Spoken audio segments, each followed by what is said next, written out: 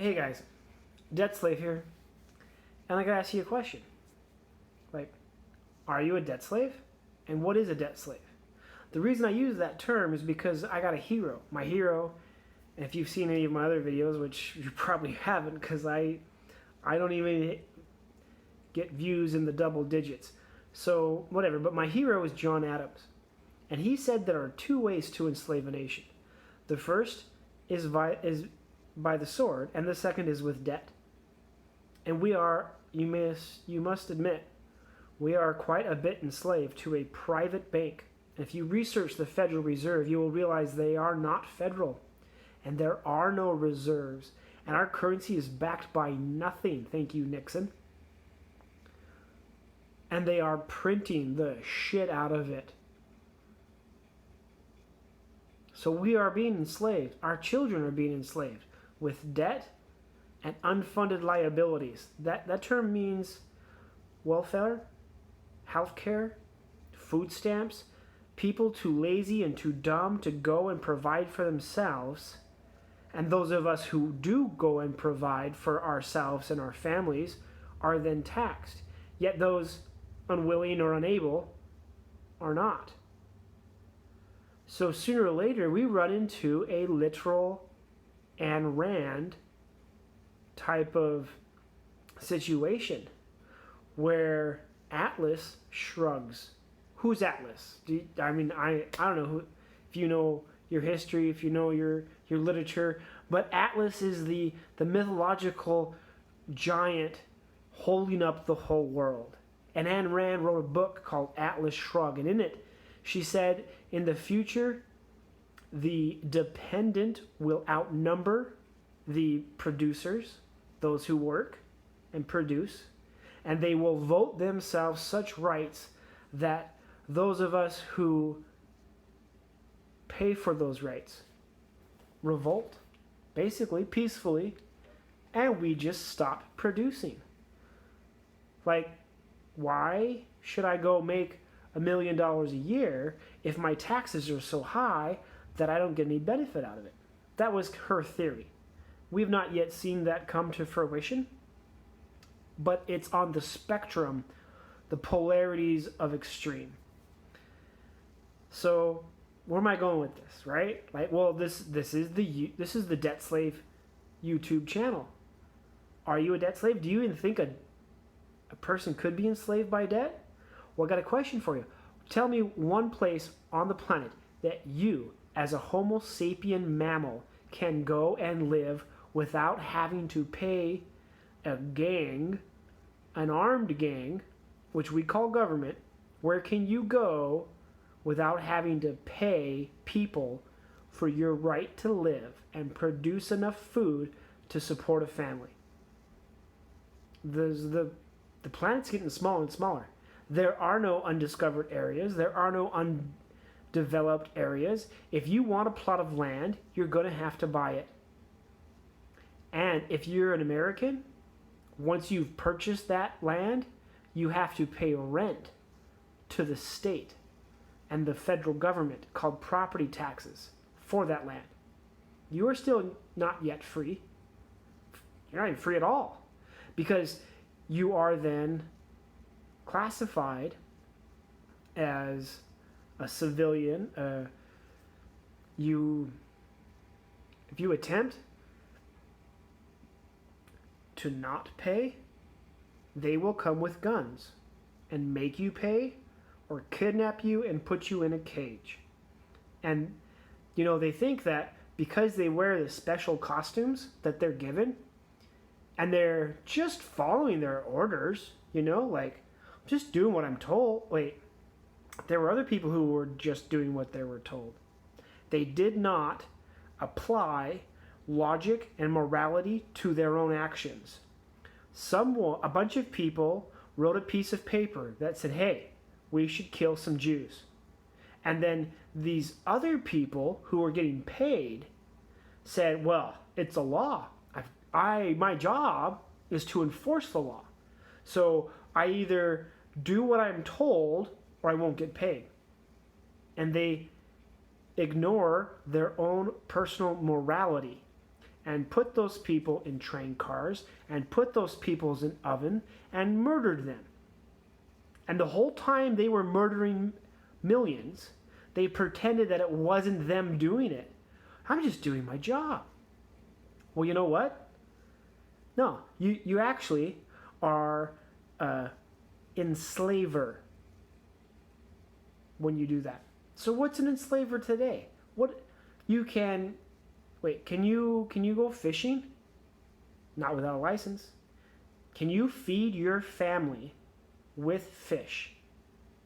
Not without a license. You have to purchase the permission to feed your family, and the catch limit is set so low that you can't do that long term. Every once in a while you can go to a lake and fish and feed your family for a couple days, but you can't fish every single day unless you buy a permit every single day. You can't exclusively feed your family with fish every day. Can you go hunting every day?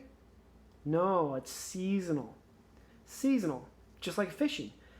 You might be able to purchase a permit and fish every single day of spring and summer and fall, but then lakes freeze over and you can't. Or, you know what? It's all they limit your catch because of population. We got so many people that you can literally very quickly fish out a lake to where there are none left to catch. And you can see China and India doing that to the oceans. So you're not free there. But can you hunt land animals? Mammals? Deer? No, not without permission. Can you grow your own food? Sure, if it's in your backyard, in gardens, in pots. But you can't do it in your front yard. And it takes a football field worth of land to feed a family for a year. Do you own a football field? Let's say you go out and buy a football field worth of land, an acre or 2 or 3 or whatever. You then have to pay property tax. You have to pay rent for that. You are not free. Period. And what you produce is taxed. Personal income tax. What you endeavor to accomplish is taxed. Judge Napolitano said it very well. The reason taxation is theft is because it assumes that the government has a greater claim to your property than you do. Because they take their share first. And if you don't give them their share, they'll show up with guns. And they'll take their share, or they will kidnap you and throw you in a cage. And the entire time they do it, they'll wear their special costumes, and they'll use this piece of paper that someone wrote on, and it's all fucking bullshit. It's imaginary bullshit.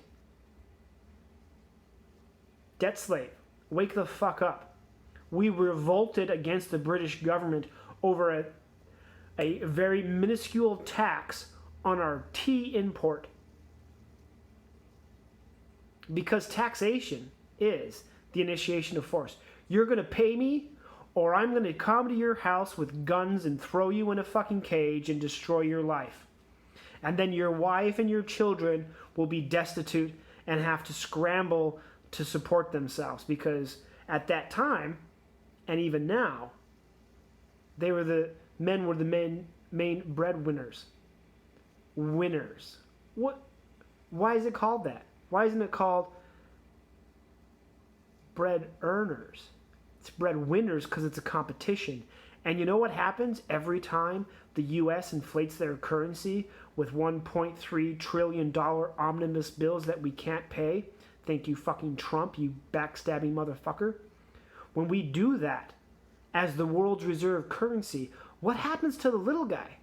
Well, see, we don't see the little guy because the little guy doesn't live in the U.S. We're the top of the pyramid. The little guy lives in the destitute, third world, developing countries. We inflate our currency, that skyrockets the commodity price. You know why the Arab Spring happened? Nothing to do with religion. It was all about food. The governments in control of those countries had no choice because of the world reserve currency but to increase the price of food. Because we increased the inflation of our currency. It's simple math. So that's something to contemplate. 10 minutes. It's one of the longest videos I've done. Hopefully it's coherent and you follow it. But if you don't, whatever. I don't give a shit. Either way, probably like 5 people will view this video. But if you agree, if you did comprehend it and you follow me, share it. Hit the bell. Free yourself. If you don't take an interest in politics, you can be damn sure politics will take an interest in you. And I'm a white, blonde, sorry, well, I'm a white, blue-eyed male. Politics is basically asking my country to pay reparations for slavery, which would mean I would have to pay someone else money because my ancestors enslaved them. So someone who was never a slave and someone who was never a slave owner were going to have to exchange forcefully the product of their labor. I'm very much political because politics is very much taking an interest in me. And all you draft watchers, your football fans, your baseball fans, and you just fucking sheep with your heads in the sand. It's bread and circus times. You need to wake the fuck up. There is not enough money on the planet for Islam to pay reparations for Christianity, but they don't talk about that. They don't talk about that. Do you know where there is still slavery? Muslim countries. Libya. Look it up. Do some fucking research. Read a fucking book. You know why Constantinople was changed to Istanbul? Is because Muslims invaded and murdered all of the Christians that lived there and then took over the largest Christian cathedral in the world, the Hagia Sophia. They turned it into a mosque. And you know what? They got their sights on all those awesome cathedrals in Europe. These are things to think about. Our inflation of our currency and the rise of food prices is not going to stop. This is just going to get worse. So expand your thinking. Everything's connected. You might think I'm rambling, but you're probably not contemplating or have enough research to understand what the fuck I'm talking about. But if you are woke, if you know who fucking Q is, yeah, dude, if you know who Q is, you probably understand everything I'm saying. If you don't know who Q is, you need to look him up. He's saying some shit. History is repeating, and those of us who know it are not gonna let it fucking happen. I like winners. I don't like Trump, but I like winners. And if Trump is going to push back the invasion of Islam again, then I like Trump. Or at least I like his pro-me agenda, because I didn't choose to be born white. I didn't choose to have blue eyes and be a Christian.